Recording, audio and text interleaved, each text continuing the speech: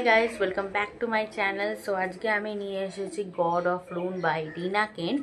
এই বইটা হচ্ছে লিগেসি অফ গড সিরিজের 4th বুক। তো এই বইটার মধ্যে আমরা ফার্স্ট যে তিনটে বইতে যাকে সবচেয়ে বেশি প্রবলেম ক্রিয়েট করতে দেখেছি ল্যান্ডন কিং, তার লাভ স্টোরিটা জানবো। ল্যান্ডন আর মিয়ার গল্প। মিয়া হচ্ছে এখানে হান্টার আর কাইল হান্টার আর রাইস সোকোলভের মেয়ে, যারা দুজনের থ্রোন ডুয়েট বলে যে রিনা কেন্টের বই রয়েছে সেই কাপলের মেয়ে। তো ল্যান্ডন আর ব্র্যান্ডন, আমরা এদের দুজনকে জানি যে এরা দুজনে আইডেন্টিক্যাল টুইন। তো সেমভাবেই মিয়া আর মায়া, এরা দুজন হচ্ছে আইডেন্টিক্যাল টুইন সিস্টার। তো এই মিয়ার প্রেমেই পড়েছে ল্যান্ডন, এবং সবচেয়ে বেশি মিসচিভ যে ক্যারেক্টারটা, তার লাভ স্টোরি কিরকম সেটা জানার জন্যই আমাদেরকে এই বইটার স্টোরিটা জানতে হবে। তো তার আগে এই বইটার ট্যাগলাইনগুলো বলে দিই। He will ruin me, I will destroy him, I am out for revenge.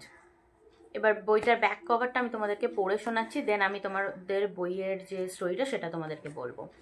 After careful planning, I gave the man who messed with my family a taste of his own medicine. I thought it would end there.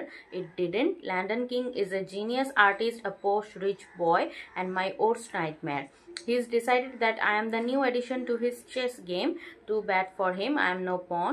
If he hits, I hit back, twice as hard and with the same hostility. He says he will ruin me.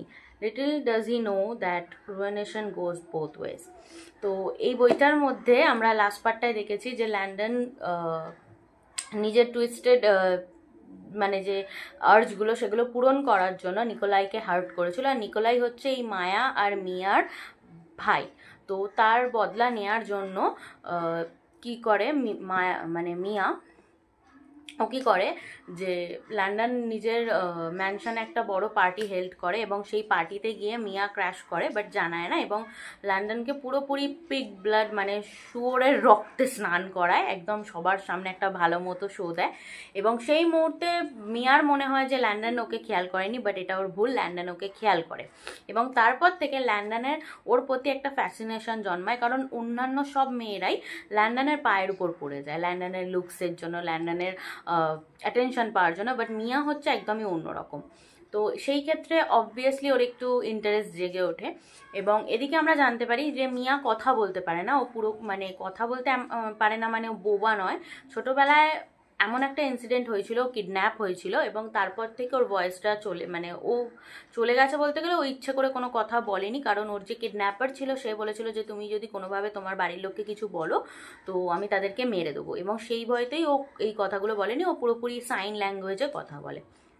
এবং ওর যখনই অন্ধকার হয়, রাত্রির হয়, ওর মাঝে মধ্যে সেই ট্রমাটা ফিরে আসে। তো এইরকমই একদিন ও গার্ডেনের মধ্যে এরমভাবে স্টিল দাঁড়িয়ে যায় অন্ধকারের মধ্যে, ওর মনে হয় ওর ট্রমাটা ফেরত আসবে, এবং ল্যান্ডন ওকে দেখতে পায়।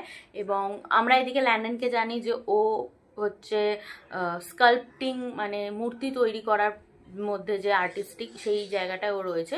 তো ওর মিয়ার মধ্যে নিজের মিউজ খুঁজে ল্যান্ডন মিয়ার মধ্যে নিজের মিউজকে খুঁজে পায়। ওর মূর্তিও তৈরি করতো, বাট কোনো যতই সুন্দরও তৈরি করুক না কেন, নিজের কাজের মধ্যে ও কখনোই হ্যাপি হতো না, কারণ ওর নিজের মধ্যে সেই আর্জটা ছিল যে আমি বেটার করব, আরও বেটার করব। এবং মিয়াকে পারার পর থেকে না ওর মধ্যে এই ব্যাপারটা আসে যে ও স্কাল্পটিং করতো নিজের ভেতরের ইনার ডিমান্ডসগুলোকে সারপ্রেস করার জন্য। হয়তো ও বাঁচছিল, বাট বাঁচার মতো করে বাঁচছিল না। বাট মিয়াকে পাওয়ার পর কি হয় যে এই যে আর্টিস্টিক যে টেন্ডেন্সিটা, এটা আরও বেশি ডেভেলপ হতে আরম্ভ করে। তো এই দিক দিয়ে ল্যান্ডন মিয়াকে পুরোপুরি পারসিউ করে। মিয়াও এদিকে খেয়াল করে যে ল্যান্ডনকেও যতটা টুইস্টেড মনে করেছিল সেমভাবে ও খানিকটা টুইস্টেড। তো দুজনেই দুজনের এমব্রেসের মধ্যে মানে কোম্পানির মধ্যে নিজেদেরকে অন্যভাবে ডিসকভার করে। এবং এইদিকে ল্যান্ডন সে ঠিক করে নেয় যে যেভাবেই হোক মিয়ার ভয়েসটাকে মিয়াকে ফেরত দেবে, এবং মিয়ার সাথে যে অন্যায় করেছিল তাকেও সে শাস্তি দেবে। যতই মিয়ার বাবা মা মাফিয়ার মধ্যে বিলং করুক না কেন, তারাও আজ পর্যন্ত খুঁজে পায়নি, বাট ল্যান্ডন এটাকে ঠিক করে। এবার মধ্যিখান দিয়ে কী হয়, সব ঠিক যাচ্ছিল, এবার নিকোলাই সবটা জেনে ফেলে। বলতে গেলে নিকোলাই জেনে ফেলে হচ্ছে যেহেতু ল্যান্ডনের টেন্ডেন্সিটা এরকম, তো মিয়া মাঝে ঠিক করে বইটার মধ্যে যে ও ল্যান্ডনের থেকে দূরত্ব বজায় রাখবে, এবং এই কথাটা ল্যান্ডন মেনে নিতে পারে না এবং ওর বার্থডেতেও ক্র্যাশ করে এবং সবাইকে সবটা জানিয়ে দেয় ওর রিলেশনশিপ সম্বন্ধে। তো নিকোলাই জানার পর ব্যাপারটাকে ভালোভাবে নেয় না এবং একদিন ও ল্যান্ডনকে কিডন্যাপ করে। নিকোলাই, জেরেমি আর কিলিয়ান এরা তিনজনে মিলে ল্যান্ডনকে খুব মারধর করে। তো সেই মুহূর্তে জেরেমি এরা ঠিক করে যে ল্যান্ডনের হাতটাই ভেঙে দেবে। সেই টাইমে মিয়া গিয়ে আটকায় এবং আমরা যেরমভাবে দেখেছি ল্যান্ডন খুব সেলফিশ কিন্তু এতটা পরিমাণে ও মিয়াকে ভালোবেসে ফেলেছে যে ও নিজের হাতটা ভাঙতেও রাজি আছে, বাট মিয়াকে ছাড়বে না, এরম ব্যাপার। তো তারপর মিয়া নিজের ফ্যামিলিতে ফিরে যায় এবং ওর বাবা মাকে সব বলে, এবং এরপর ল্যান্ডনও সেখানে গিয়ে ক্র্যাশ করে এবং সেখানে ক্র্যাশ করার পর ও মিয়ার বাবা মার সাথে ভালোভাবেই কথা বলে, নিজেকে ওর মিয়ার বয়ফ্রেন্ড হিসাবে পরিচয় দেয় এবং সবটা ঠিকঠাক যাচ্ছিল। এবং মিয়া ঠিক করে যে আমি ভয়কে বা নিজের সবাই আমার প্রতি ওভার প্রোটেক্টিভ বলে সবাইকে আমার লাইফটাকে কন্ট্রোল করতে দেবো না, আমি নিজের কন্ট্রোল নিজের হাতে নেবো। এরপর কি হয়, যখন সবটা স্মুথলি চলছে সেই মুহূর্তে মিয়ার যে কিডন্যাপার সে ফেরত আসে এবং এখানে স্পয়লার দিয়ে দিই, মিয়ার কিডন্যাপার আর কেউ নয়, সে হচ্ছে মিয়া আর মায়ার যে ছোটোবেলাকার ন্যানি ছিল সে। এবং মিয়ার মা বাবা তাকে ছাড়িয়ে দিয়েছিল বলে সেই গ্রাজেস, সেই রাগেই তারা মিয়াকে কিডন্যাপ করেছিল, মিয়া আর মায়াকে। আর এই ক্ষেত্রে মায়ের একটু হাত রয়েছে, ও যখন ছোট ছিল ও মিয়াকে নিয়ে জেলাস হতো, সবাই মিয়াকে বেশি ভালো বলতো বলে, তো কিছুটা ও ভুল করে ফেলেছিল, সেটা তোমরা এই বইটা পড়লে জানতে পারবে। এবং লন্ডন নিজেকে মানে সেই মুহূর্তে মিয়াকে বাঁচানোর জন্য ওই ন্যানিকে গুলি করে এবং সেই ক্ষেত্রে নিজেও মানে ওকেও যে ন্যানি রয়েছে রিটার্ন শ্যুট করে এবং সেই মুহূর্তে মিয়া জোরে ওর নামটা চেলে ফেলে এবং ওর গলার ভয়েসটা ফেরত আসে। এরপর মিয়ার বাবা মেনে নেয় এবং দুজনে একটা হ্যাপি এন্ডিং, লন্ডন ওকে প্রপোজ করে। তো ওভারঅল হলো এই বইটার স্টোরি। ভালো লেগেছে, মানে ফার্স্ট 3টে পার্টে যে ছেলেটাকে আমরা দেখেছি খুব বেশি টুইস্টেড, সবসময় শুধু পাতি বাংলায় বলতে গেলে এর পিছনে কাটি করছে ওর পিছনে কাটি করছে এইরকম টাইপের ছেলে, যে মানে তাকে সারপ্রাইজ করা যাচ্ছে, এইরকম টাইপের স্টোরিটা এর মধ্যে রয়েছে। আমি এই বইটাকে 5 স্টারের মধ্যে 4.5 স্টার দিচ্ছি, বিকজ আমার ফেভারিট লেগেছে গড অফ পেন আর গড অফ র্যাথ। আমার গড অফ ম্যালিসটা 4.5 স্টার লেগেছে। রিনা কেন্টের সব বই লেখাই ভালো এবং সব সিরিজে যে 5 স্টার হবে এমন নয়, আর এটা 5 স্টার নয় মানে যে খারাপ সেরম না, খুবই ভালো লাগবে পড়তে।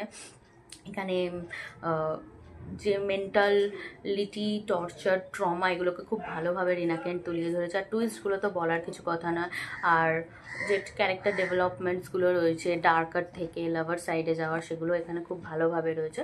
তো ওভারঅল বইটা আমি বললাম 4.5 স্টার। আমি এটা মিশো থেকে কিনেছি, তোমরা ফ্লিপকার্ট, অ্যামাজন যে কোনো এতে পেয়ে যাবে। এরপরে রয়েছে গড অফ ফিউরি, যেটা আমি স্টার্ট করবো, নিকোলাই আর ব্রেন্ডানের স্টোরি। আমার বলতে গেলে ফার্স্ট স্টোরি। আমি আগে যে রেড হোয়াইট রয়্যাল ব্লু এই বইটা পড়েছিলাম ওটাই ডিসঅ্যাপয়েন্ট হয়েছিলাম। মনে হয় না রিনা কেন্টের বই পড়ে সেরকম কিছু হবে, কারণ ওনার লেখা সত্যি খুব ভালো লাগে। আর আমি এদের বাপ ঠাকুরদা এদের সবার লাভ স্টোরি আছে, সেগুলো না পড়ে আমি নাতিদের লাভ স্টোরি প্রথমেই পড়া স্টার্ট করে দিয়েছি। তো যাই হোক, লিগাসি অফ গড সিরিজগুলোকে তোমরা স্ট্যান্ডঅ্যালোন হিসাবেও পড়তে পারবে, সব ইন্টারকানেক্টেড স্টোরি। আমি এটা পড়ার পরে বাদবাকি রিনা কেন্টের বইগুলোও পড়বো।